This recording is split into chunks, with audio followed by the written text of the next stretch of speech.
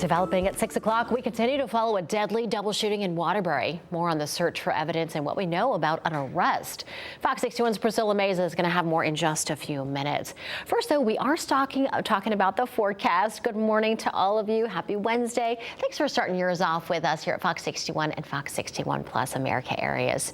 Now, big change on the way. It's actually already here. Rachel Piscatelli has been telling us about this for a couple days, and it's here. We need this rain, though, right? Yeah, we definitely need this beneficial rain. Some of it's going to come down in pockets of more moderate to steady rain, so that's going to slow you down during your morning commute, as this is coming at a time where a lot of us are starting to start our days and head out on to wherever we are going today for our Tuesday. Is today Tuesday or Wednesday? Wednesday. Today is Wednesday. See, it says your Tuesday forecast right there. I was confused. All right, definitely is Wednesday. All right, Monroe today is looking at some downpours this morning over in New Milford as well. And then also in northwestern Connecticut, where we're seeing some pockets of steadier rain towards Route 112, 41 this morning up towards Canaan at Route 44. So you'll see that rain chance continues to increase this morning as that radar continues to fill in. Mainly after about noon, 1 o'clock, we're going to start that drying trend. Clouds continue, and then towards the evening, we're going to see decrease in clouds with some bonus sunshine later on in the day. Temperatures to start us off this morning with those soggy conditions are mild. We are anywhere from 8 to even 10 degrees warmer than this time yesterday at 64 in Torrington, 71 in Hartford, and 67 degrees in Groton, with wind speeds that are up this morning too. Those are going to stay elevated until that front passes. So for today, for the kids at the bus stop, grab the umbrella. You'll certainly need it. I think recess will likely be inside today. Temperatures around 68 degrees now, but noticing for the ride home, they're actually going to fall into the low to mid 60s in the afternoon. So we are expecting decreasing or at least falling temperatures. Now tomorrow, sunshine returns. We have cool numbers ahead, which may lead to our first widespread frost likely across parts of the state for Friday morning. We'll have more details on where we go from here coming up in just a bit. Here at 6:02 for your Wednesday morning commute, we are looking at some of our delays as most of our road work has wrapped up for the morning commute here. So Bridgeport into Fairfield is around 14 minutes. We're starting to see those delays building in addition to getting rain mainly in Fairfield County. Trumbull to Westport now at 16 minutes. The Merritt Parkway, you're looking at your travel speeds around 42 miles per hour. Erica. Rachel, thanks. We're following developing news this morning after a deadly double shooting in Waterbury. We told this to you about breaking news yesterday. Police do have a man in custody. They're now asking for the public's help, finding several key pieces of evidence. Fox 61's Priscilla Meza is joining us live in Watertown now, and she has the very latest. Priscilla, good morning. Good morning, Erica. That's right. Police say they arrested a man they believe is connected to a shooting that left 2 people dead inside a Waterbury home Monday night. Now, yesterday, crews spent time searching for items police believe were thrown away by the suspect now in custody. And those items include a book bag, a pair of sneakers, and a white Ford Escape.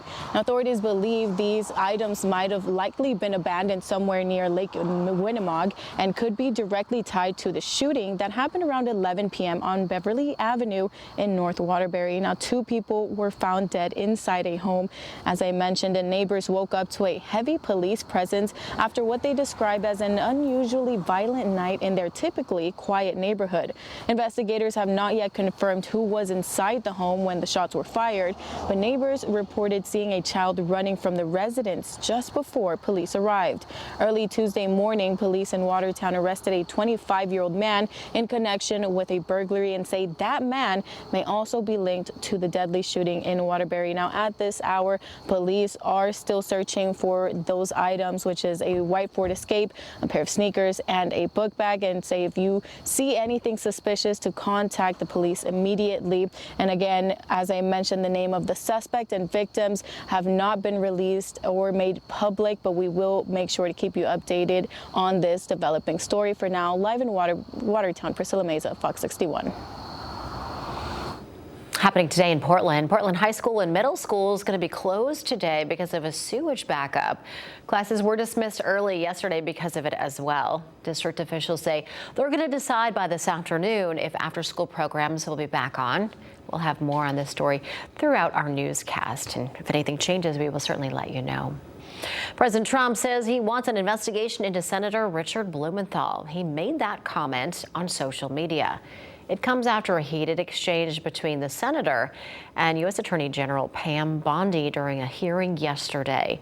Now, Bondi referred to a 15-year-old allegation that Connecticut Senator Blumenthal misled the public about his military service during the Vietnam War. Now, Blumenthal has previously said that he misspoke about his service when he said that he served in Vietnam, not during Vietnam. Blumenthal served in the U.S. Marine Corps Reserve and was not deployed overseas. In response to Trump's comment, Blumenthal said he has long since cleared this up. He also spoke about Attorney General Bondi's testimony.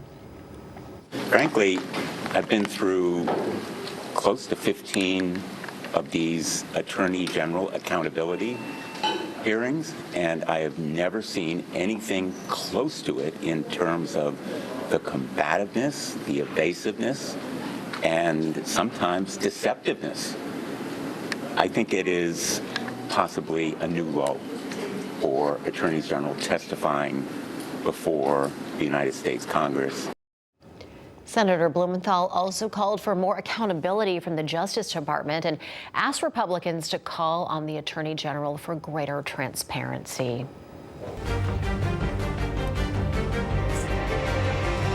6:06 now, and it's been more than a week now since the government shutdown started, and it appears federal workers could be the ones paying the price.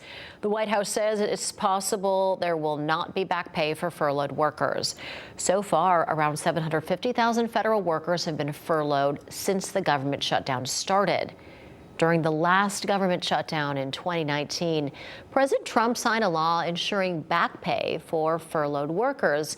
Well, now the White House says it's going to be up to Congress whether or not they get paid. Now, this comes as staffing shortages in air traffic control towers continue to cause delays at major U.S. airports. They should be worrying about everybody's safety and how they can get from point A to point B as safe as possible. I think they're doing their best. U.S. troops will miss their first paycheck next week if the government does not reopen.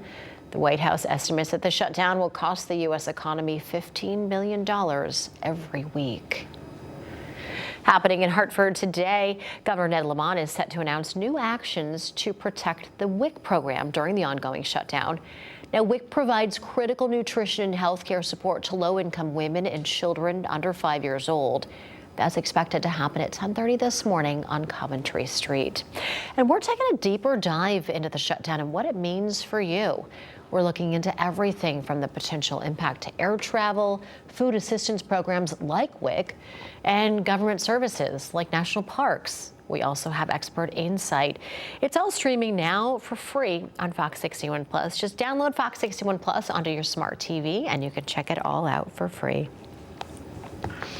Yesterday, Hartford Public Schools honored the nation's first Puerto Rican superintendent by naming the Classical Magnet School after him. The school will now be called the Hernan LaFontaine Classical Magnet School.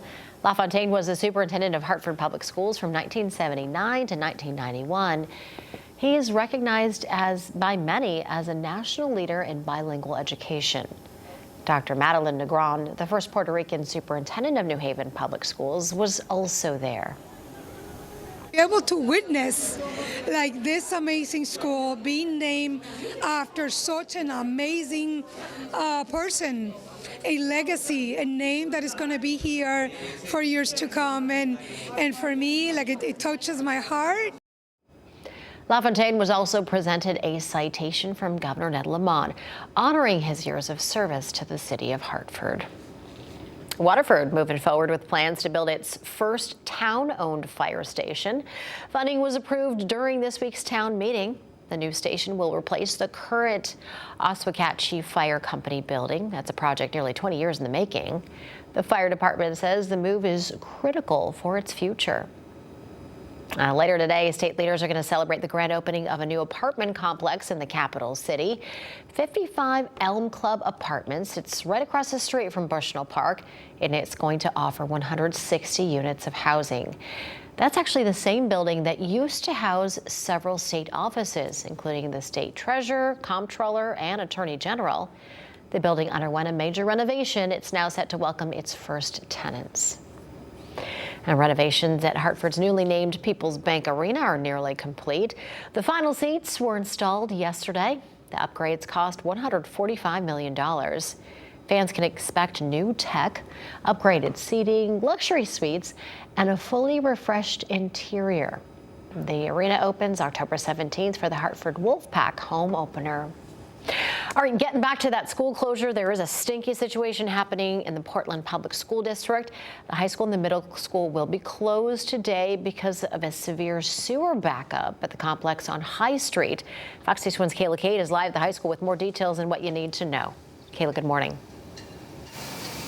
Hey, good morning. The sewage backup was reported yesterday by district officials, and they said that it all started on the first floor of this high school. It was reported that the odor impacted the entire building, which is also where the middle school is located. Students were sent home early because of it, and all after-school activities in the district boards of education meeting were canceled. The district's faculties team is working with the town, facilities team is working with the town's sewer department and outside contractors to find a solution and sanitize the building thoroughly. The district posted an update on Facebook yesterday evening saying, quote, "We will continue to monitor the situation closely and will make a decision regarding after-school activities early tomorrow afternoon.